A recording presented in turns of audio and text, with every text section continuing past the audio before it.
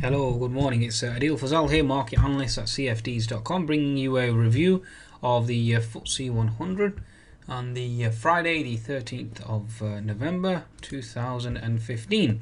This video is brought to you courtesy of CFDs.com. Be sure to visit the website and the specialists in CFD brokerage, and be sure to visit the educational site too, www.cfds.education. Okay.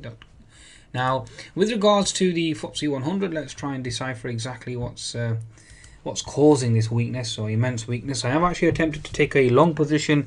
I attempted to take a long position last night, got stopped out, and I've also been stopped out this morning. So, given the fact that we've obviously bounced off the lows in terms of copper, gold, and oil, yet the FTSE still remains very, very weak, and we'll try and decipher as to why that's the case. Now, in terms of the actual bearish arguments, basically we had the US markets obviously flushed overnight. The FTSE flushed as well, obviously, or European markets flushed this morning on the back of Asian markets being very, very weak overnight. Okay, that certainly seems to be the scenario at present. Now, even with Mr. Draghi's speech, the QE's pro-QE speech, that's been negated to a large extent as well. Okay, and in terms of the FTSE 100, we have had weaker economic data this morning in terms of construction data this morning. Now, in terms of the bearish arguments, you had Fisher that was hawkish. Obviously, Asian markets, US markets down. UK construction data weak, EU GDP weak, IEA forecasting global demand growth slowing down, Russia and Greece potentially cutting spending, and we also have concerns with regards to China raising its margins. Okay. And that certainly has obviously dented sentiment as well. But a lot of that has already been factored in. Now, if I bring up the actual chart of the FTSE 100, given the fact that I've explained all those bearish arguments, given the fact that the FTSE itself, if I go to just a daily chart, and you can see that we've had a free fall ever since. And now we are into this fib 61%, and I did expect it to hold. It is holding thus far, but it did stop me out at 6106 after entering at 6136. So it's interesting, this zone here at 6120. On a daily basis, fib 61. Obviously, if that were to break, then you are looking at 6030, but which is very, very unlikely from my perspective, given the fact that oil is certainly bouncing. Okay, so that's the situation and scenario on the daily chart. The 60-minute chart, you have previous resistance equals support around this 6120.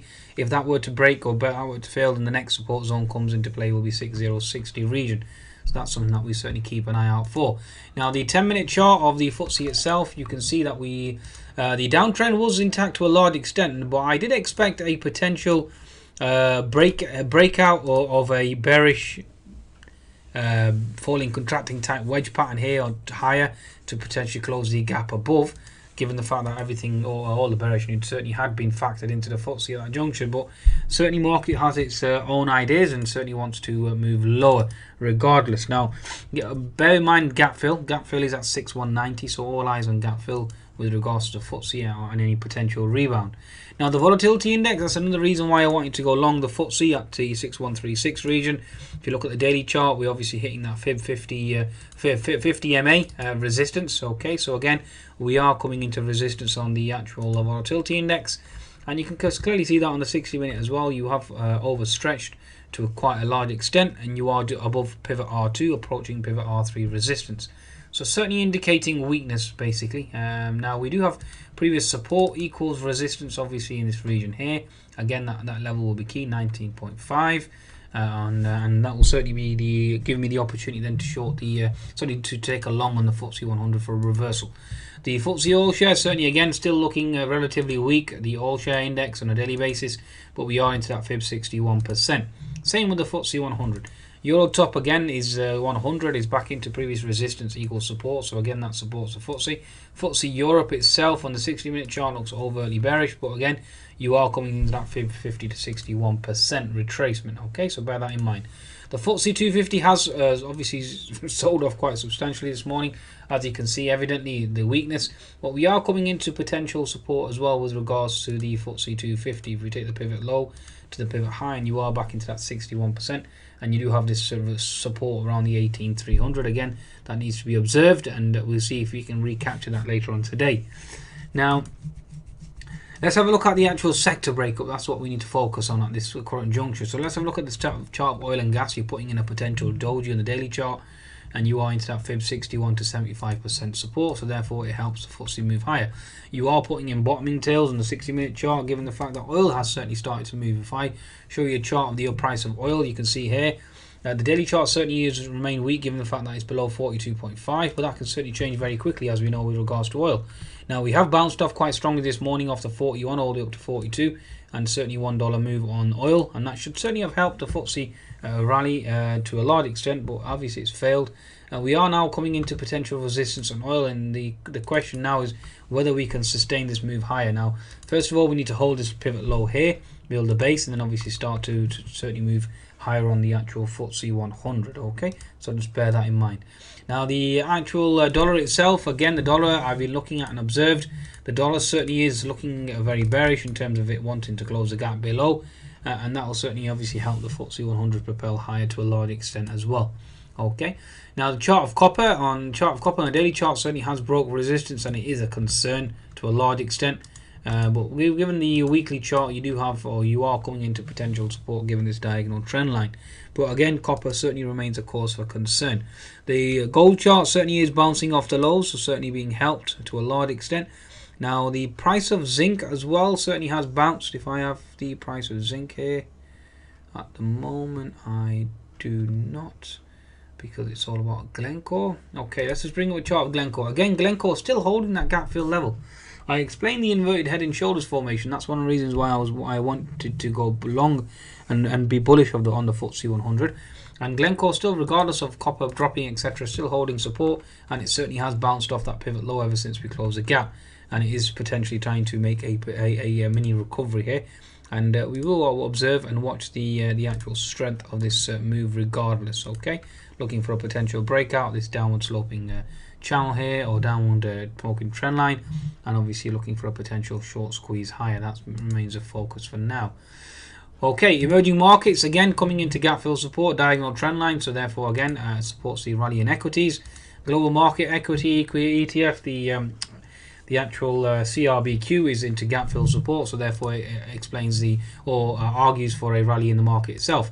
The S&P 500 has completed its H&S target of 2048, so therefore again that alone should justify a potential rally in this stock market. Okay, now that certainly seems to see this status quo at this juncture. Okay, I am expecting a rally and a move higher in markets. Now let's look at the rest of the markets sectors itself.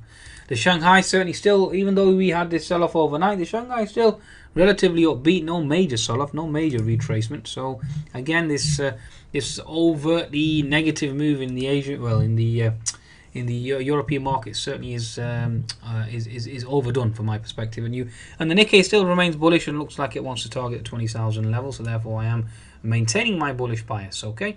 Now again, the insurance sector again coming into potential support. Previous resistance equals support around this zone. So again, supports the FTSE move higher. Beverages, as you can see here now, coming into support on the 60-minute chart. We are testing that previous resistance equals support, the breakout zone, so therefore still remains bullish. The telecom sector looking at a potential topping tail, but we have come back and retested the breakout level. So if you look at the breakout level here, and we are retesting that at the moment. So we're oscillating between all two zones. Okay, the pharmaceutical biotechs again coming into horizontal support on the daily chart, and certainly supporting a move on the FTSE 100. The banks again into support, indicating a move on the FTSE 100. Retail probably is the only overtly obvious bearish candidate and weak candidate thus far, and therefore that would be a concern. But given the fact that if we use our fib retracement tool, take the pivot high low to the pivot high, you are coming into that 61 fib 75% support, which supports the retail sector to a large extent as well. The mining sector double bottom, so therefore again indicating support on a move higher. Oil and gas, if I just bring up the daily chart, you'll see that that is obviously coming into support as well. We've put in a doji, given the fact that oil has started to bounce, and you are into that fib 75% support and 61% support on the actual index itself in terms of its retracement. Kiwi, as you can see here, has built a base and therefore is bullish for the FTSE. Aussie, you can see as well, has certainly continued its stellar move higher. The daily chart certainly is looking like it wants to break out of this channel or break out of this actual trend line, and all eyes will remain there. You clearly have an inverted head and shoulders formation on the 4-hour chart, and therefore you are indicating expect bullish price action. Okay, so exactly everything is certainly indicating for a potential move higher from my perspective. So therefore I remain bullish on the FTSE 100 in the next 24 hours. I think that's a market wrap now with regards to the FTSE. Be sure to visit cfds.com for your trading needs. There is a new app out now, by the way, and I do send out my analysis on the app, and I also send out my trade alerts, etc. So be sure to download that. It's called Trade Signaler, so certainly be sure to download the app itself. Let me see if I can find the actual link for you. 1 second. Ah, here we go. Okay, so just drag this over and show you.